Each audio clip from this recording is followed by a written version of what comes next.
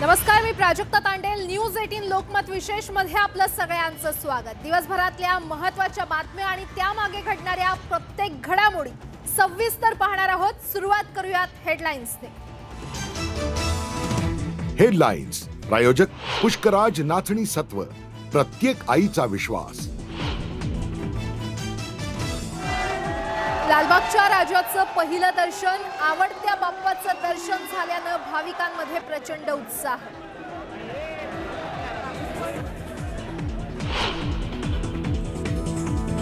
हिंगोलीत संतोषच्या विरोधात संतोष, काँग्रेसचे माजी आमदार संतोष टारफे शिवबंधनात. शिंदे गटाच्या बांगर यांना घेण्याची शिवसेनेची रणनीती.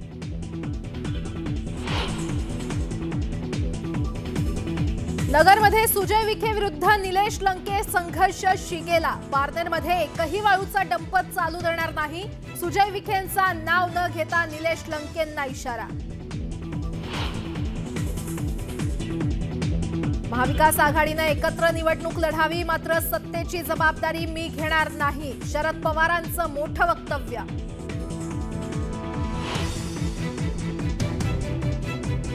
मुंबई महापालिकेकडे दोनदा अर्ज करूनही शिवसेनेच्या दसरा मेळाव्याला परवानगी नाही. गणेशोत्सवानंतर परवानगी मिळण्याची शक्यता. किशोरी पेडणेकरांची सारवासारव.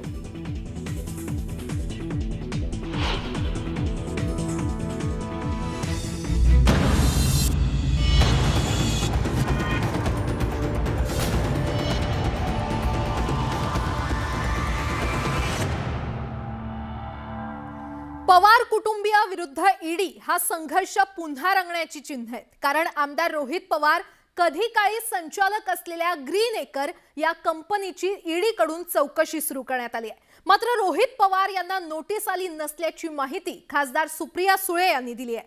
तर रोहित पवार आजोबांप्रमाणे ईडीच्या विरोधात शड्डू ठोकतील का, याकडे आता सगळ्यांचं लक्ष लागलंय. पाहूयात. राष्ट्रवादी काँग्रेसचे आमदार रोहित पवार यांची ईडीकडून चौकशी होण्याची शक्यता निर्माण झाली आहे. भाजप नेते मोहित कंबोज यांनी गबरू जवानानं राज्य सहकारी बँकेला 1000 कोटींचा चुना लावल्याचं ट्विट केलं होतं. आता आगामी काळात रोहित पवार त्यांचे आजोबा शरद पवारांसारखी भूमिका घेणार का, असा प्रश्न निर्माण झालाय. विधानसभेच्या 2019च्या निवडणुकीआधी शरद पवार यांना राज्य सहकारी बँक घोटाळा प्रकरणी ईडीनं नोटीस बजावली होती. तेव्हा पवार यांनी स्वतःच ईडीच्या कार्यालयात जाऊन जबाब देण्याची तयारी दर्शवली होती. पवारांनी ईडी कार्यालयात जाण्याचं जाहीर करताच राज्यात सरकारच्या विरोधात वातावरण तयार झालं होतं. तर दुसरीकडे पवार कुटुंबाने तपास यंत्रणांना सहकार्य करण्याची भूमिका घेतली आहे. रोहित पवारांच्या संबंधी काय होणार आहे याचं भविष्य भाजपच्या नेत्यांनी आधीच सांगितलं.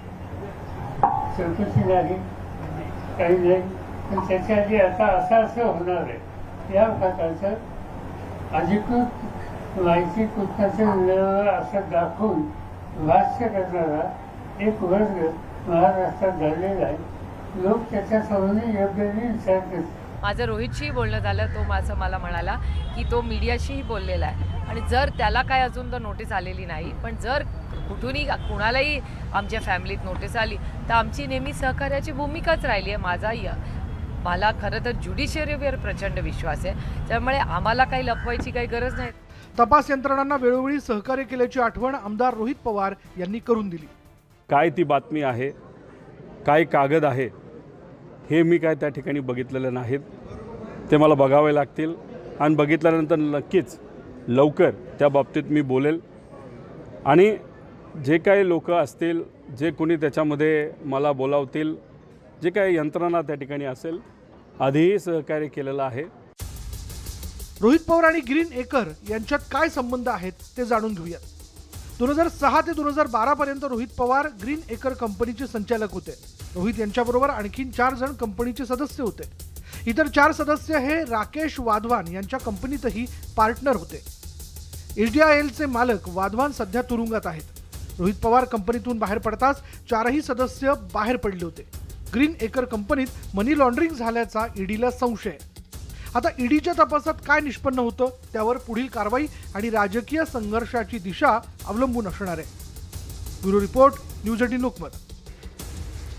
राज्यात सध्या राजकीय घडामोडींना वेग आलाय। काही नेत्यांची पक्षांतर सुरू आहे, तर काही नेत्यांना त्यांच्या पक्षात येण्याच्या ऑफर दिल्या जात आहेत। आमदार अमोल मिटकरींनी पंकजा मुंडेंना राष्ट्रवादी काँग्रेसमध्ये येण्याची ऑफर दिली आहे। मात्र मिटकरींनी दिलेल्या या ऑफरचा भाजपकडून जोरदार समाचार घेण्यात आलाय।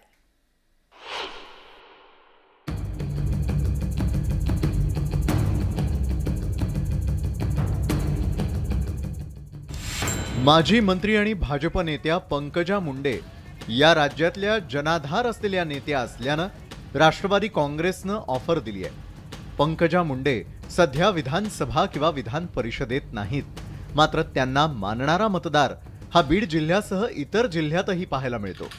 त्यामुळे राष्ट्रवादी काँग्रेसचे आमदार अमोल मिटकरींनी भाजपवर निशाणा साधत पंकजा मुंडेंना घड्याळ हाती बांधण्याचं आवाहन केलं। गोपीनाथ मुंडे, एकनाथ खडसे यांनी केलेल्या कामामुळे भाजप वाढला, मात्र सुडाचं राजकारण करून त्यांच्याच मुलींचा पराभव करण्यात आला। या मुद्द्यावर मिटकरींनी भर दिला। तसंच पक्ष वाढवणाऱ्यांचेच पंख छाटले जात आहेत। रोहिणी खडसेंच्या हे लक्षात आलं, मात्र आता पंकजा मुंडे यांच्याही लक्षात यायला हवं। रोहिणी खडसेंप्रमाणे पंकजा मुंडेंनी पाऊल उचलावं असंही मिटकरी म्हणाले। तर पंकजा मुंडेंना पक्षात येण्याचं निमंत्रण देणाऱ्या अमोल मिटकरींच्या पाठीशी असल्याचं सुप्रिया सुळेंनी सांगितलं। म्हणजे आपल्या पक्षाला प्रामाणिकपणे वाढवणाऱ्या लोकांचे पंख कसे छाटतात। रोहिणी ताईला लवकर पुढचं भविष्य कळलं, ताई पटकन राष्ट्रवादीत आल्या। आता पंकजा ताईंना सुद्धा या गोष्टीची जाणीव असावी किंवा असेल की तुमच्या पक्षात तुम्हाला अप्रत्यक्षपणे कशा पद्धतीने भारतीय जनता पार्टी बाजूला ठेवते आहे हे तुम्ही ओळखणं आता गरजेचं आहे। जो लोकप्रतिनिधी ह्या सगळ्या मतदारसंघाला पुढे जाईल त्याला न्याय मिळालाच पाहिजे, आणि म्हणून तर संविधान आहे पहिली गोष्ट। आणि दुसरी गोष्ट, बारामती जर सगळ्यांनाच एवढी हवी वाटत असेल तर ती किती चांगली आहे ह्याचंच सर्टिफिकेट जे येत आहेत ते पाहुणे देत आहेत, ज्याचा मला मनापासून आनंद आहे। अमोल मिटकरींच्या ऑफर नंतर भाजपनं त्यांना जोरदार उत्तर दिलं।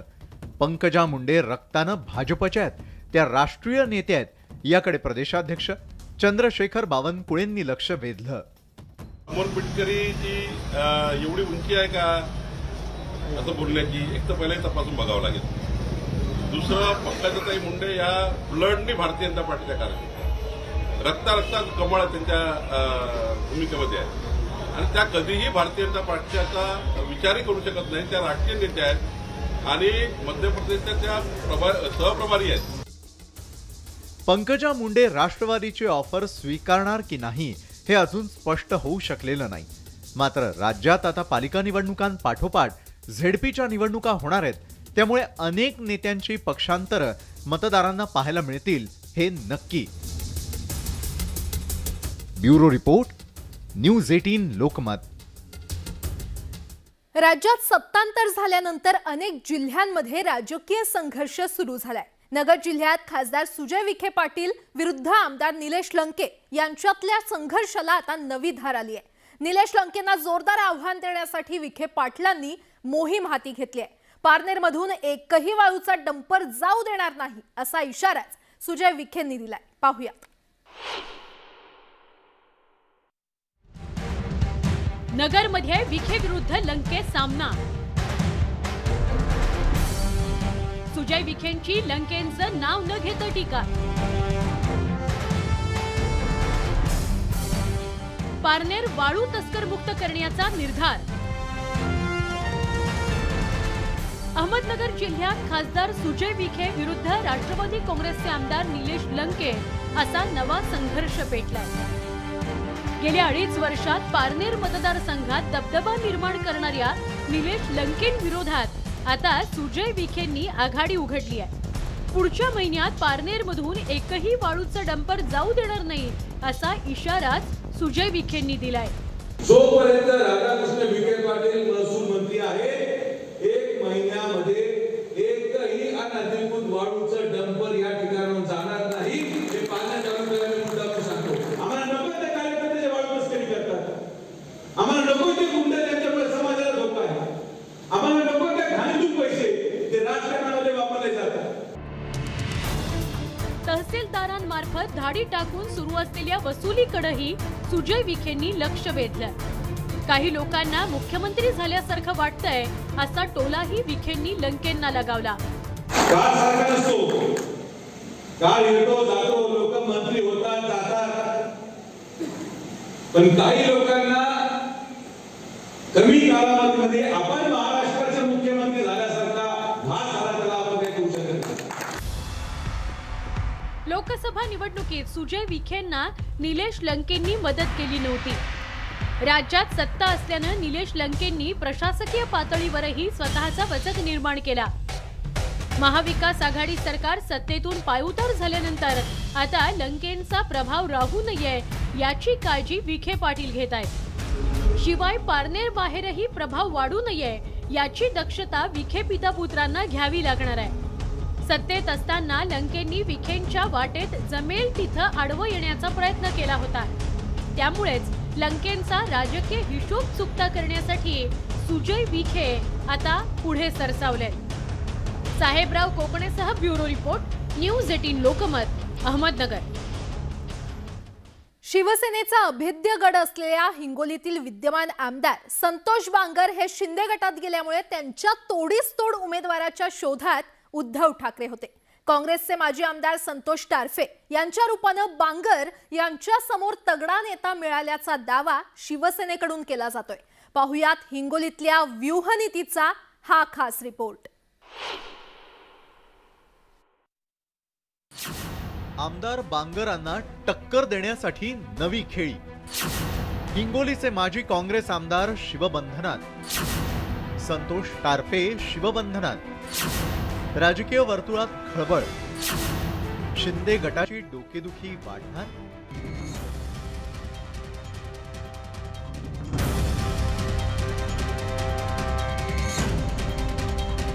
शिवसेनेचा अभेद्य गड अशी बऱ्याच काळापासून ओळख असलेला हिंगोली जिल्हा आणि त्यातील कळमनुरी मतदारसंघ म्हणजे शिवसेना अशी ओळख। मात्र विद्यमान आमदार संतोष बांगरांच्या बंडखोरीमुळे मूळ शिवसेना आणि पक्षप्रमुखांसमोर मोठा प्रश्न उभा ठाकला होता।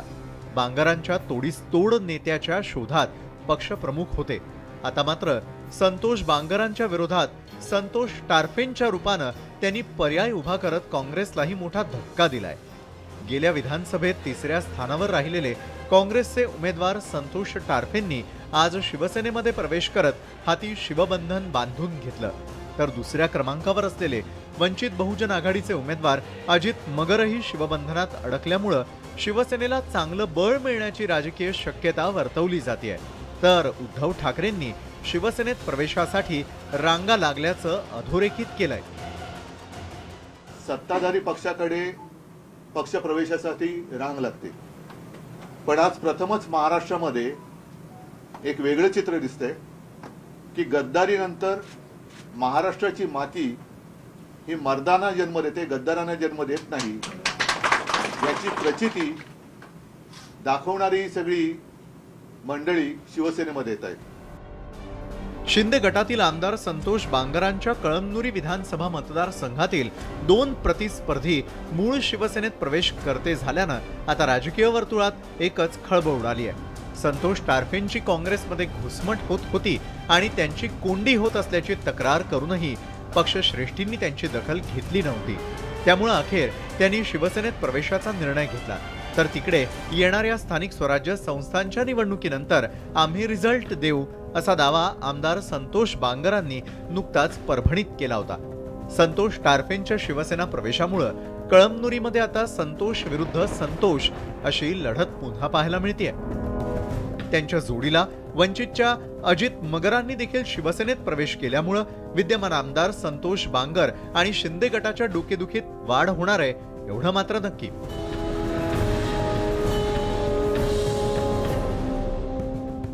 Bureau report, news 18 Lokmat. तिकडे ठाणे जिल्ह्यात खड्ड्यानं 6वा बळी घेतलाय।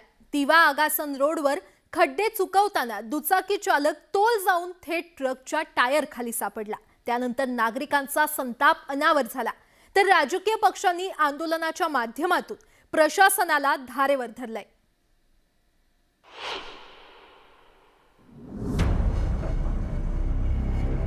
खड्ड्यांमुळे वाहनधारकांना जीव गमवावा लागतोय।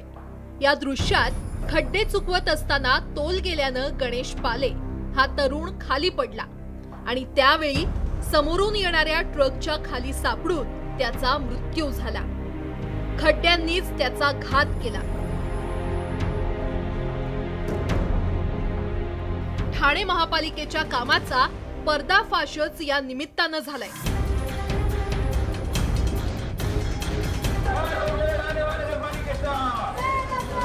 दिव्यात नागरिकांनी हातात बॅनर घेऊन पालिकेच्या कामाचा निषेध केला।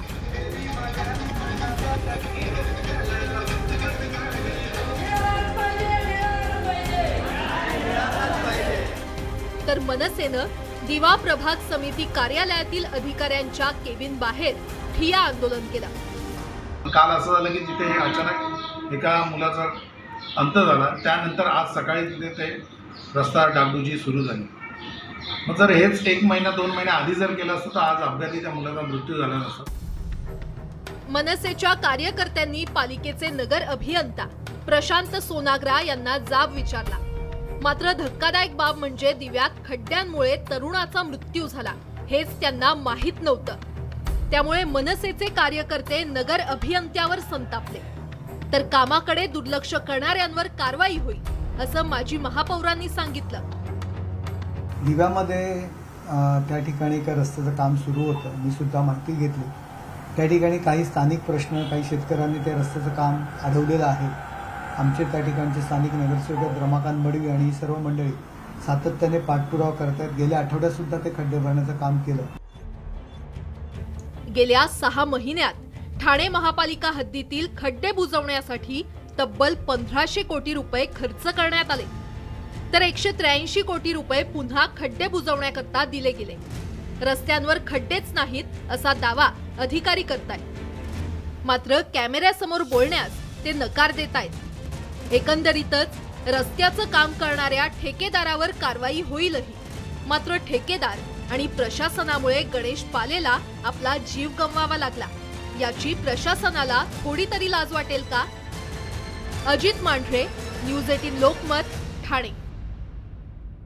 मुंबई पुणे एक्सप्रेस वेवर होणाऱ्या अपघातांच्या आणि मृतांच्या संख्येत दिवसेंदिवस वाढ होत असताना महाराष्ट्र राज्य रस्ते विकास महामंडळाकडून ट्रॉमा केअर सेंटरचा विषय अद्यापही व्यवस्थितरित्या मार्गी लावण्यात आलेला नाही।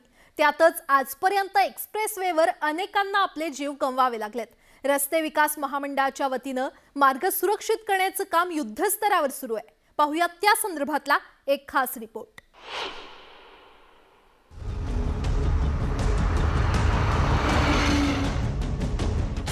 काही दिवसांपूर्वी शिवसंग्राम संघटनेचे नेते आणि माजी आमदार विनायक मेटे यांचा अपघातात दुर्दैवी मृत्यू झाला।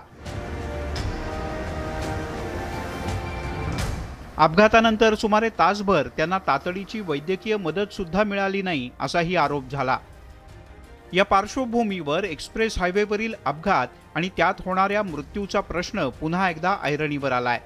घाटापासून तर एक 10 मिनिटात तिथं माणूस पोहोचू शकतो, जिथं ऍक्सिडेंट पॉईंट आहे। कारण पनवेलवरनं गाडी निघाली की स्पीड धरत आली की खंडाळ्याच्या आसपास आली की त्याचा जवळपास ऍक्सिडेंट होत असतो, आणि पुण्याहून देवरोडनं गाडी आतमध्ये आली की पूर्ण हा स्पीड पकडला की इथं कुठेतरी ऍक्सिडेंट होत असतो।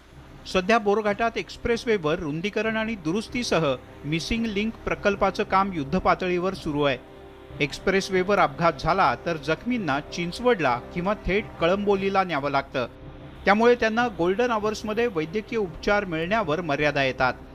100% झालंच पाहिजे। ट्रॉमा सेंटर, केअर सेंटर प्रत्येक 20 किलोमीटरवर ते असायलाच पाहिजे। अपघात इतके होतात की एक्सप्रेसवेला की वेळेत लवकर नेलं तर एखाद्याचा जीव वाचू शकतो। आता जर समजा 30 किलोमीटरचं अंतर आहे किंवा 20 किलोमीटरचं अंतर आहे, तर काही ठिकाणी यांनी तिथं सोय केली पाहिजे। एवढा मोठा एक्सप्रेस हायवे असताना अपघात हा होतच राहतोय, चुकीने न चुकीने काहीतरी न कळता अपघात होत राहतो। तर त्यांनी लोकांनी तिथं सोय केली पाहिजे लोकांची, की जेणेकरून माणूस तिथं काहीतरी त्यांचा उपचार करू शकतो आणि तो हॉस्पिटलमध्ये पोहोचू शकतो। लोणावळ्याच्या वळवण इथे एक्सप्रेस हायवेवर कुसगाव टोल नाक्याच्या शेजारच्या रस्ते विकास महामंडळाची वास्तू गेल्या अनेक वर्षांपासून धूळखात पडू नये। प्रशस्त आणि मार्गालगत असल्यानं या वास्तूचा सोयीस्कर असा वापर होऊ शकतो। या मागच्या बिल्डिंगमध्ये जर हे ट्रॉमा केअर सेंटर केलं आणि काही करायची गरज नाही, बिल्डिंग सुस्थितीत आहे, थोडा पेंट वगैरे केला, डॉक्टर दिले, बेड वगैरे टाकले तर लगेच आपण ते त्वरित सुरू करू शकतो. तर आम्ही शासनाला देखील हे निदर्शनास आणून देणार आहे. ट्रॉमा केअर सेंटरबद्दल आणि सुधारित रस्ते कामांबद्दल संबंधित यंत्रणा आणि MSRDCच्या अधिकाऱ्यांशी संपर्क साधण्याचा आमच्या प्रतिनिधीनं वारंवार प्रयत्न केला, पण संपर्क झाला नाही. लोणावळ्यासारख्या एक्सप्रेसवेच्या मध्यवर्ती ठिकाणी ट्रॉमा केअर सेंटर बनल्यास अपघातग्रस्तांना तातडीनं मदत मिळेल, तसंच वाहन चालकांनाही दिलासा मिळेल. गणेश दुडम, न्यूज 18 लोकमत, लोणावळा. आणि आता गोंदियामधून एक मोठी बातमी समोर येते. आमदारानं अधिकाऱ्याला मारहाण केलेली आहे. थकीत वीज बिलाची सक्तीनं वसुली का करता असा जाब विचारायला गेलेल्या गोंदियाच्या अपक्ष आमदारांनी म्हणजेच विनोद अग्रवाल यांनी महावितरणाचे उपकार्यकारी अभियंता यांना मारहाण केलेली आहे. राजेश कंगाले असं उपकार्यकारी अभियंत्याचं नाव असल्याचं कळतंय. गोंदियाचा सूर्याटोला परिसरात असलेल्या पॉवर हाऊसमध्ये ही घटना घडली आहे आणि या घटनेनंतर संतप्त MSEBचे कर्मचारी तक्रारीसाठी रामनगर पोलीस स्टेशनमध्ये पोहोचले. या क्षणाची अतिशय मोठी बातमी.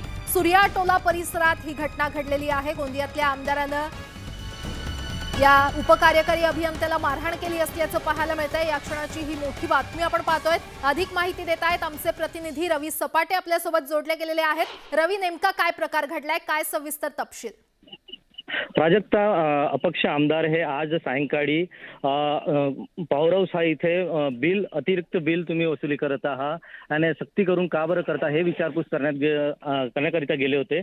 मात्र तिथे अधिकारी जे आहेत कंगाले म्हणून यांच्यासोबत काहीतरी त्यांची बाचाबाची झाली आणि त्यावेळेस यांनी मारहाण केली आमदारांनी, असं या अधिकाऱ्यांचं म्हणणं आहे. आणि याच्याच रोज घेऊन पूर्ण जे MSEBचे कर्मचारी आहेत गोंदियातील ते सगळं रामनगर पोलीस स्टेशन इथे आलेलं आहे तक्रार दाखल करायला आणि त्याचा निषेध करायला.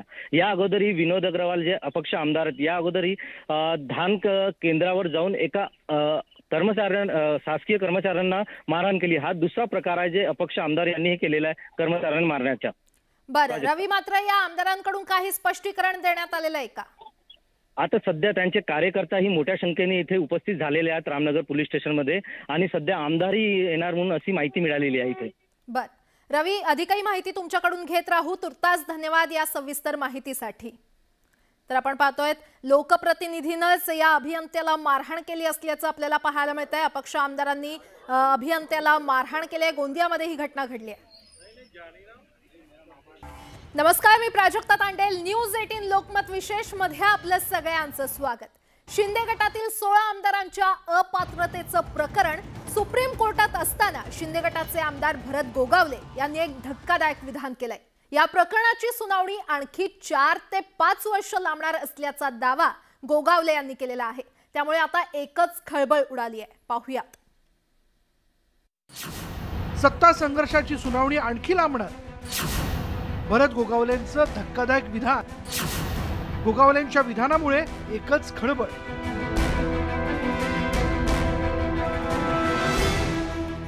राज्यातील सत्ता संघर्षाच्या सुनावणीवर सुप्रीम कोर्टात तारीख पे तारीखचा सिलसिला सुरू असताना शिंदे गटाचे आमदार भरत गोगावलेंनी धक्कादायक विधान केलंय. आणखी 4 ते 5 वर्ष ही सुनावणी लांबणार असल्याचा दावा गोगावलेंनी एका जाहीर कार्यक्रमात केला. त्यांच्या या विधानामुळे नव्या वादाला तोंड फुटलं. तुम्हाला आज सांगतो, घटनापीठाकडे आपण जे तक्रार केलेली आहे हे आता जवळजवळ 4 ते 5 वर्ष हे चालणार नाही. परत दुसरी निवडणूक पूर्वीची आपण जिंकू आणि पुन्हा सांगतो. भरत गोगावलेंच्या या वक्तव्यामुळे शिवसेनेसह विरोधकांना शिंदे गटावर टीका करण्याची आयतीच संधी मिळाली. या देशात न्याय लागणारच नाही, निकाल लागणारच नाही असा आत्मविश्वास जर या देशात चूक करणाऱ्यांना व्हायला लागला तर देश आणि देशातली न्याय व्यवस्था याच्यावर प्रश्नचिन्ह तयार त्यांनी केलेलं आहे. शिंदे गटातील 16 आमदारांच्या अपात्रतेचं प्रकरण सुप्रीम कोर्टात असून घटनापीठासमोर या प्रकरणाची सुनावणी होणार आहे. खरं तर कोर्ट या प्रकरणी कोणता निकाल देणार याकडे राज्याचं लक्ष लागलंय.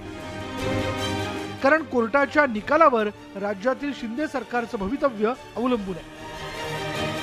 सुप्रीम कोर्टानं लवकरात लवकर सुनावणी घ्यावी यासाठी शिवसेना आग्रही असतानाच सुनावणीची तारीख सतत पुढे ढकलली जाते। एकीकडे सुनावणीची तारीख पुढे जात असतानाच भरत गोगावलेंनी हे वादग्रस्त वक्तव्य केलंय। अनावधानाने त्यांच्याकडून जे निघालेलं आहे असं कुठल्याही पक्षाच्या वतीने आम्ही स्टेटमेंट ही आमची कधी भूमिका नाही आहे किंवा वेळ काढण्याचा कुठलाही हेतू आमचा नाही आहे किंवा केसेसच्या संदर्भात वेळ होतो न्यायालयामध्ये असंही कधी म्हणणं आमच्या पक्षाच्या वतीने नाही आहे। न्यायालयाचं कामकाज हे न्यायालयाच्या नियमानुसार आणि तो त्यांचा सर्वाधिकार आहे, त्याच्यामध्ये आमच्या पक्षाच्या वतीने किंवा कोणीही पदाधिकारी किंवा आमदार काहीही याच्यापुढे बोलणार नाहीत याची आम्ही काळजी घेऊ आणि त्याच्यामुळे हा जो विषय आहे हा आमच्यापुरता संपलेला आहे।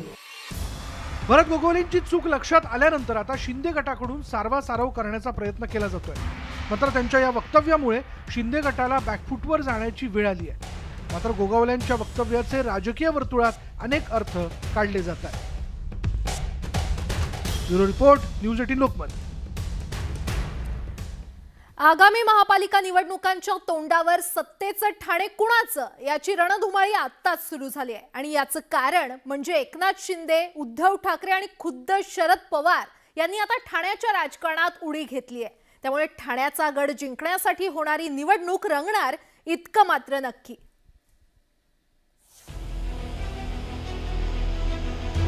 ठाणे मुंबईनंतरचं शिवसेनेचं महत्त्वाचं शक्तीपीठ। मात्र याच ठाण्यातून आता राष्ट्रवादी काँग्रेसचे अध्यक्ष शरद पवारांनी राज्यव्यापी दौऱ्याचं रणशिंग फुंकलं।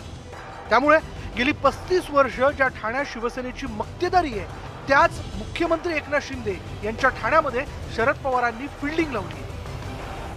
ठाण्याकडे अधिक लक्ष देण्याची आवश्यकता आहे असा निष्कर्ष आमच्या सगळ्यांचा आहे। शिवसेनेला फुटीचं ग्रहण लागल्यानंतर आणि एकनाथ शिंदेंचं नाव मुख्यमंत्री पदावर कोरलं गेल्यानंतर आता शिवसेनेचा नवा बालेकिल्ला ठाणे झाला। ठाणे गटाचं हेडक्वार्टर हे सुद्धा आनंदाश्रम केल्याचं नुकतंच जाहीर करण्यात आलं। तर अजूनही एकनाथ शिंदे ठाण्यातच वास्तव्यास असल्यानं राज्याचा गाडाही याच शहरातून हाकला जातोय। अशा बदललेल्या राजकीय परिस्थितीत खुद्द पवारांनी केलेला हा ठाणे दौरा आगामी महापालिका निवडणुकांच्या पार्श्वभूमीवर महत्त्वाचा मानला जातोय। हा महाराष्ट्रातला एक वेगळा जिल्हा आहे, विविध प्रश्न या ठिकाणी आहेत आणि विधिमंडळाच्या सदस्यांची त्याचे जे मतदारसंघ आहेत तर महाराष्ट्रातलं टोटल पिक्चर जर बघितलं तर पुण्याच्या नंतर जास्तीत जास्त विधानसभेच्या सदस्यांचे मतदारसंघ हे ठाण्यामध्ये आहेत। ठाणे महापालिकेतील राजकीय बलाबल पाहता सध्या ठाणे मनपात 131 पैकी शिंदे गट 66 आणि अपक्ष 3 असे एकूण 69, राष्ट्रवादी काँग्रेस 35, काँग्रेस 3 नगरसेवक आणि भाजप 23 नगरसेवक असं बलाबल आहे। पवार साहेबांच्या दृष्टीने बहुतेक सुसंस्कृत नेत्यांची व्याख्या आता आम्हाला बदललेली दिसते।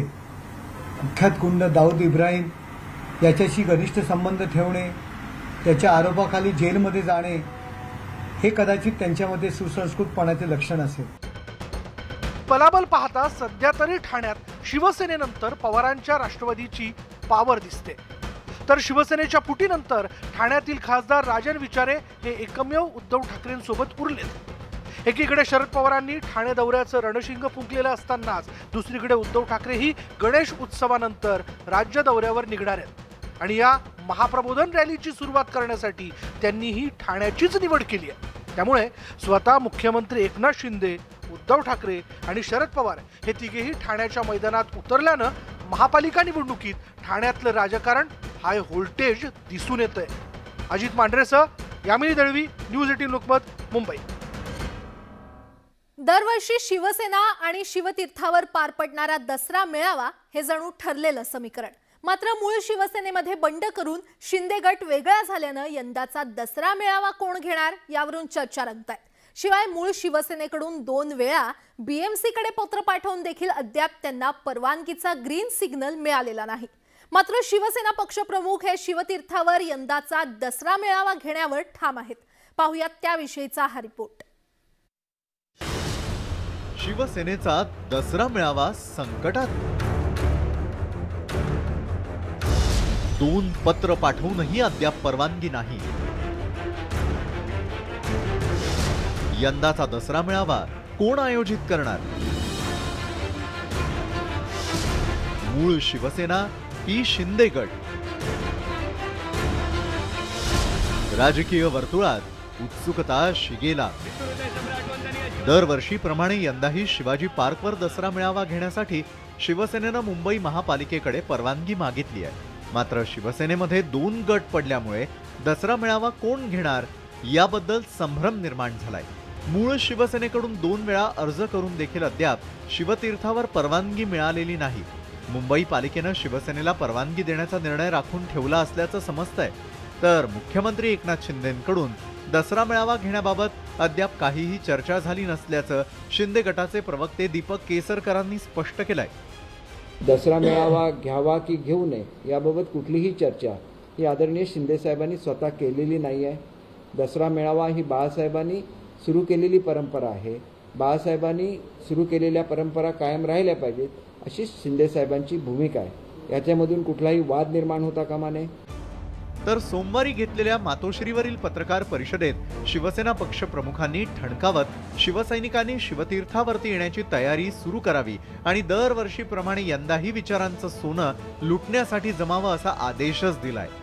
अनेक विषय आहेत, त्या विषयावरती मी दसरा मेळाव्यामध्ये नक्की बोलणारच आहे. संभ्रम बिमरम कोणाचं नाहीये. नाही, तो शिवसेनेचा म्हणजे आमचाच होणार, शिवसेनेचाच होणार.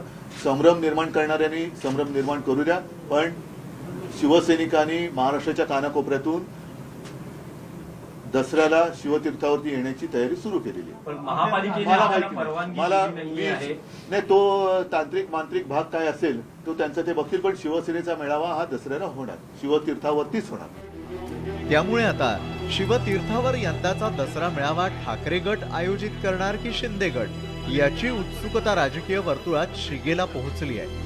दसरा मेळावा घेण्याची अधिकृत परवानगी कुणाला मिळणार याचा वाद आता पुन्हा रंगणार असल्याचं दिसतंय.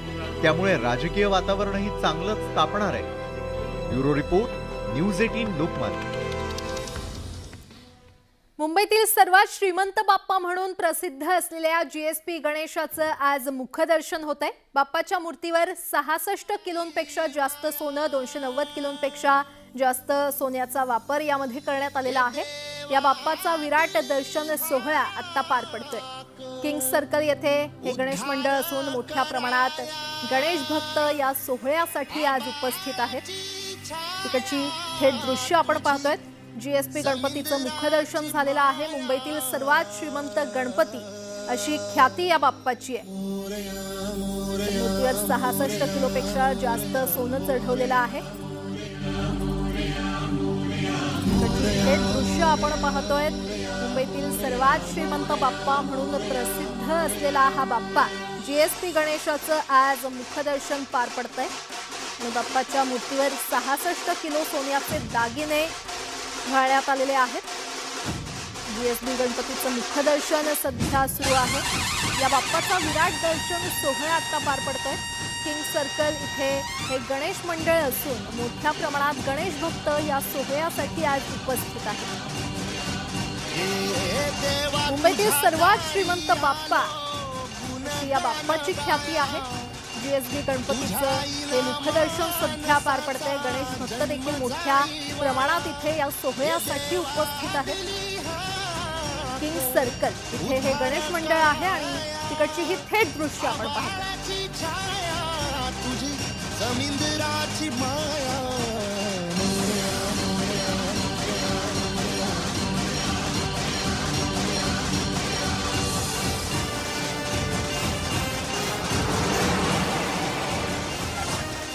न्यूज 18 लोकमतच्या प्रेक्षकांसाठी खास एक्सक्लुझिव्ह दृश्य. मुंबईतील सर्वात श्रीमंत बाप्पा म्हणून ख्याती असलेला प्रसिद्ध असलेला जीएसपी बाप्पा, जीएसपी गणेशाचं मुखदर्शन आज होत आहे. त्याची ही थेट दृश्य न्यूज 18 लोकमतच्या प्रेक्षकांसाठी. या बाप्पाच्या मूर्तीवर 66 किलोपेक्षा जास्त सोन्याचे दागिने मढवण्यात आलेले आहेत. आणि या बाप्पाचा आता विराट दर्शन सोहळा पार पडतोय. किंग सर्कल इथे हे गणेश मंडळ असून सध्या मोठ्या प्रमाणात गणेश भक्त या सोहळ्यासाठी उपस्थित आहेत आणि या सोहळ्याची थेट दृश्य न्यूज 18 लोकमतच्या प्रेक्षकांसाठी।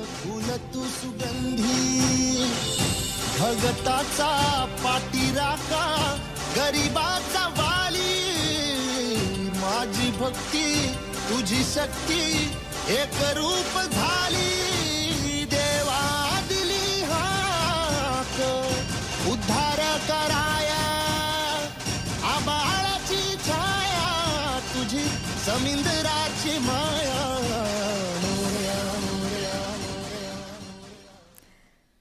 तर जीएसपी बाप्पाची ही दृश्य होती आणि आता वळूयात पुढच्या बातमीकडे। आयकर विभागानं गेले 4 दिवस सोलापुरातील अभिजित पाटील यांच्या कारखान्याची झाडाझडती घेतली।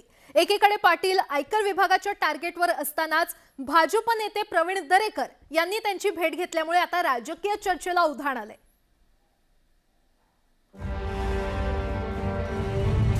पाटील दरेकर भेटीमुळे चर्चेला उधाण। आयटीच्या धाडीमुळे अभिजित पाटील चर्चेत।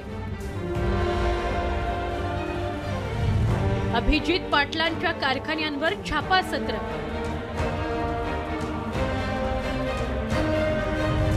छाप्यानंतर पाटील भाजपच्या मार्गावर। भाजप नेते प्रवीण दरेकर यांनी पंढरपूरमध्ये धाराशिव साखर कारखान्याचे अध्यक्ष अभिजित पाटील यांची भेट घेतली। मात्र या भेटीवरून सोलापूर जिल्ह्यात नवी राजकीय चर्चा सुरू झाली। यामागचं कारण म्हणजे गेली 4 दिवस अभिजित पाटील यांच्याशी संबंधित असलेले कारखाने आणि इतर संस्थांवर आयकर विभागाने छापे टाकले होते। विशेष म्हणजे एकीकडे आयकर विभागाने 4 दिवस अभिजित पाटलांच्या संस्थांची झाडाझडती घेतली, तर दुसरीकडे प्रवीण दरेकरांनी अभिजित पाटलांची सदिच्छा भेट घेतली। त्यानंतर दरेकरांनी केलेल्या वक्तव्यामुळे राजकीय चर्चा सुरू झाली आहे। अभिजित पाटलाच्या पूर्ण पाठीशी आहे।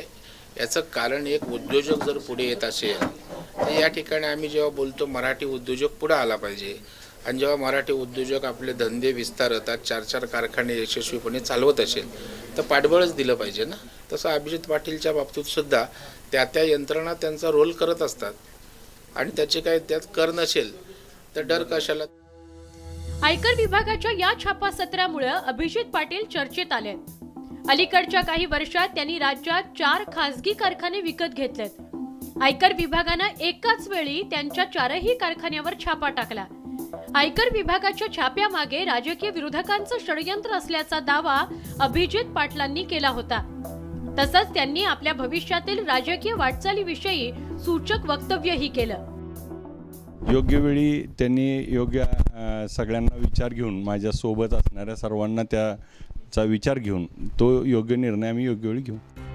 आयकर विभागाने छापा कारवाईच्या पार्श्वभूमीवर प्रवीण दरेकर आणि अभिजित पाटलांच्या भेटीवरून विरोधकांनी टीकेची झोड उठवली आहे।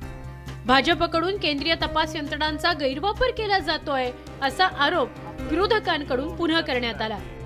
सध्या देशात काय चाललंय याची माहिती तुम्हाला मिळते तुमच्या प्रश्नातूनच। या देशात यंत्रणांचा गैरवापर चालू आहे हे आता पुन्हा एकदा सिद्ध होतंय। भ्रष्टाचाराचे आरोप झालेले नेते भाजपच्या वळचणीला गेल्यानंतर त्यांच्या विरोधातील आरोपांची धार कमी झाल्याचं पाहायला मिळतंय। त्यामुळे प्रवीण दरेकर आणि अभिजित पाटील यांच्या भेटीवरून अनेक तर्कवितर्क लावले जात आहेत। Bureau report news 18 Lokmat. तिकडे औरंगाबादमध्ये शिवसेना आणि MIM मधील राजकीय संघर्ष काही नवीन नाही। गेल्या लोकसभा निवडणुकीमध्ये इम्तियाज जलील यांनी शिवसेनेचे चंद्रकांत खैरे यांचा पराभव केला होता। मात्र आता शिवसेनेतील आमदारांच्या बंडामुळे या राजकीय संघर्षाची धार बोथट तर झाली नाही ना, अशी चर्चा आता सुरू झाली आहे। पाहूयात।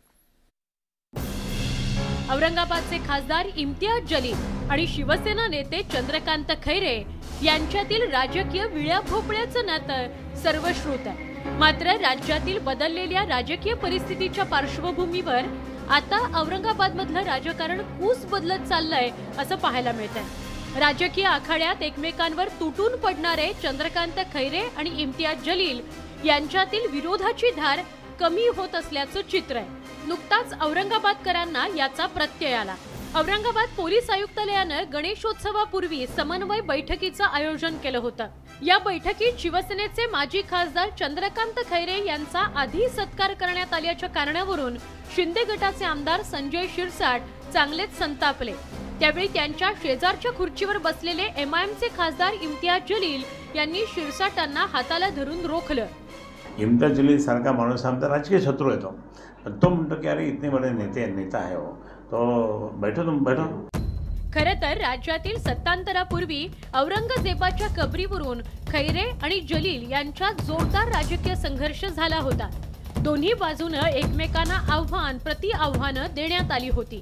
मात्र शिंदे गटाच्या बंडानंतर राजकीय समीकरण बदललंय। आता शिंदे गटाचे आमदार शिवसेनेच्या निशाण्यावर आले आहेत। राजकारणात कधी कुणी कायमचा मित्र अथवा शत्रू नसतो हे वारंवार सिद्ध झालंय। राजकीय पक्ष आपल्या सोयीनुसार भूमिका बदलतात हा आजवरचा अनुभव आहे। शिवसेनेतील राजकीय बंडानंतर आता शिवसेना आणि शिंदे गटातील राजकीय संघर्ष सुरू झाला असून बदलतं राजकारण त्याची नांदी असल्याची शहरात चर्चा आहे। Bureau report, news 18 Lokmat. महाविकास आघाडीबाबत शरद पवार यांनी आता एक मोठं वक्तव्य केलंय। आगामी निवडणूक मवियानं एकत्र लढावी असं आमचं मत आहे, मात्र यावेळी सत्तेची जबाबदारी घेणार नसल्याचं पवारांनी म्हटलंय। त्यामुळे मवियाच्या भवितव्याबाबत आता चर्चा सुरू झाली आहे। पाहूयात। सत्तेची जबाबदारी घेणार नाही, सत्तेची जबाबदारी हे घेणार नाही। शरद पवार यांनी महाविकास आघाडीचं पालकत्व सोडलं। या देशासमोरचे प्रश्न जे असतील, सामान्य लोकांच्या यातना ज्या असतील, त्याची सोडवणूक करण्यासाठी हातभार लावावा हे सूत्र माझ्या घरात असावं। महाविकास आघाडीचं भवितव्य काय? आम्ही कुठेही फुटलेलो नाही आहोत, एकत्र आहोत। महाविकास आघाडी 5 वर्ष काय 25 वर्ष सत्तेत राहील असा दावा आघाडीच्या नेत्यांकडून सातत्यानं केला जात होता। त्यातच शिवसेनेतून शिंदे गट फुटल्यानं महाविकास आघाडी सरकार कोसळलं। राज्यात शिंदे फडणवीस यांचं सरकार अस्तित्वात आलं। त्यामुळे महाविकास आघाडीचं नेमकं भवितव्य काय असा प्रश्न विचारला जातोय। मवियाची बोट बांधण्यात पवारांचं सगळ्यात मोठं योगदान आहे। त्यातच ठाण्यात आलेल्या शरद पवार यांनी आघाडीच्या बद्दल एक मोठं वक्तव्य केलंय। या देशासमोरचे प्रश्न जे असतील, सामान्य लोकांच्या यातना ज्या असतील, त्याची सोडवणूक करण्यासाठी विविध राजकीय विचाराच्या लोकांना एकत्रित करण्यासाठी हातभार लावावा हे सूत्र माझ्या घरात असावं। या उद्देशाचा माझा आग्रह नाही। मी आता सत्तेची जबाबदारी ही घेणार नाही। नुकत्याच झालेल्या पावसाळी अधिवेशनात शिवसेना पक्षप्रमुख उद्धव ठाकरे यांनी विधान भवनात येऊन महाविकास आघाडीची बैठक घेतली। आम्ही सगळेजण एकत्र आहोत हे सांगायला ते विसरले नाहीत, पण आगामी निवडणूक एकत्र लढण्याबद्दल त्यांनी ठोस उत्तर द्यायचं टाळलं। आता भेटलं आम्ही बऱ्याच दिवसांनी, जरा बरं वाटलं एकत्र भेटून।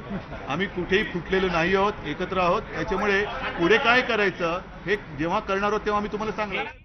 सत्तेच्या निमित्तानं विविध विचारधारा असलेले तीनही पक्ष एकत्र येऊन त्यांनी सत्तेचा सोपान गाठला होता। मात्र सत्तांतराच्या नंतर हे तिन्ही पक्ष निवडणुकीला एकत्र सामोरे जातील का याबद्दल अनेक प्रश्न आहेत। विशेष म्हणजे पालिकेच्या कारभाराच्या विरोधात काँग्रेसनं शिवसेनेच्या बद्दल आधीच दंड थोपटलेत। त्यामुळे निवडणुकीसाठी तीन पक्षांची मोट बांधणं हे शिवधनुष्य आहे। हे शिवधनुष्य शरद पवार यांच्यासह महाविकास आघाडीचे घटक पक्ष उचलणार का याकडे सत्ताधारी आणि राज्यातल्या जनतेचं लक्ष आहे।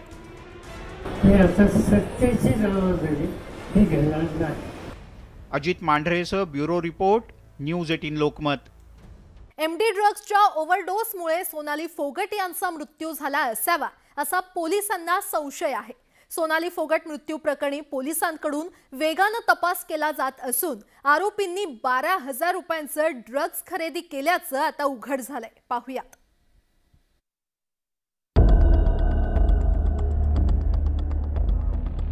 सोनाली फोगाट मृत्यू प्रकरणी पोलिसांच्याकडून कसून तपास केला जातोय। आजवरच्या पोलीस तपासात काही महत्त्वाचे धागेदोरे तपास यंत्रणांच्या हाती लागलेत। पोलीस सूत्रांनी दिलेल्या माहितीनुसार अंमली पदार्थांच्या अतिसेवनामुळे सोनाली फोगाट यांचा मृत्यू झाल्याचं प्राथमिक तपासात समोर आलंय। तसंच आरोपी सुधीर सांगवान आणि सुखविंदरनं सोनाली यांना MD ड्रग्सचा ओव्हरडोस दिल्याचा पोलिसांना संशय आहे।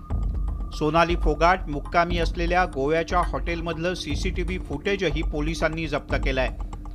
त्यामध्ये सोनाली फोगाट यांना जबरदस्तीनं मद्य पाजण्यात येत असल्याचं पाहायला मिळतंय।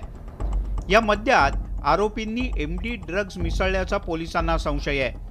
सोनाली यांना अंमली पदार्थांचा ओव्हरडोस झाल्यामुळे त्यांचा मृत्यू झाला असावा असा पोलिसांचा आरोप आहे। 22 आणि 23 ऑगस्ट दरम्यानच्या घटनाक्रमावर नजर टाकूयात। 22 ऑगस्टला सोनाली, सुधीर आणि सुखविंदर गोव्यात पोहोचले। संध्याकाळी 6 वाजता सुधीर आणि सुखविंदर या जोडगोळीनं MD ड्रग्ज विकत घेतलं। सुधीर आणि सुखविंदरनं 12,000 रुपये किमतीचे अंमली पदार्थ खरेदी केल्याचं पोलीस तपासात उघड झालंय। रात्री 9:30 वाजता सोनालीसह तिघेही जण गोव्याच्या कर्ली क्लबमध्ये पोहोचले। रात्री 10च्या दरम्यान सोनाली यांच्या ड्रिंक्समध्ये आरोपींनी ड्रग्ज मिसळले। रात्री 10:30च्या सुमारास सोनाली यांची प्रकृती बिघडली आणि 23 ऑगस्टच्या सकाळी 6 वाजता आरोपी सोनाली यांना हॉटेल लिओनीमध्ये घेऊन आले। त्यावेळेला सोनाली यांची शुद्ध हरपली होती, तर सकाळी 6:30 वाजता सोनाली यांना रुग्णालयात भरती करण्यात आलं। सोनाली फोगाट यांचा स्वीय सहाय्यक सुधीर सांगवान आणि सुखविंदर या दुकलीवर जबरदस्तीनं ड्रग्ज दिल्याचा आरोप आहे। या प्रकरणी आतापर्यंत 5 जणांना गजाआड करण्यात आलाय। पोलिसांनी दिलेल्या माहितीनुसार सोनाली फोगाट यांची प्रकृती बिघडल्यानंतर आरोपींनी त्यांना जवळच्या रुग्णालयात उपचारासाठी भरती केलं होतं। 7 वाजता डॉक्टरांनी सोनाली यांना तपासल्यानंतर त्यांना मृत घोषित केलं। सोनाली फोगाट प्रकरणात पोलीस वेगानं तपास करत असून आगामी काळात काही धक्कादायक माहिती उघड होण्याची शक्यता नाकारता येत नाही। Bureau report, news 18 Lokmat. तर आपण पाहिलं सोनाली फोगाट मृत्यू प्रकरणी पोलिसांनी वेगानं तपास सुरू केलेला आहे आणि वेगवेगळी वळणं आपल्या समोर आलेली आहेत। त्यामुळे आता हा सगळा घटनाक्रम पाहता नेमकं पुढे काय सत्य समोर येणार हे पाहणं महत्त्वाचं ठरणार आहे। यासोबतच या विशेष कार्यक्रमामध्ये वेळ झाली आहे इथेच थांबण्याची। मात्र ताज्या बातम्यांसाठी पाहत रहा न्यूज 18 लोकमत।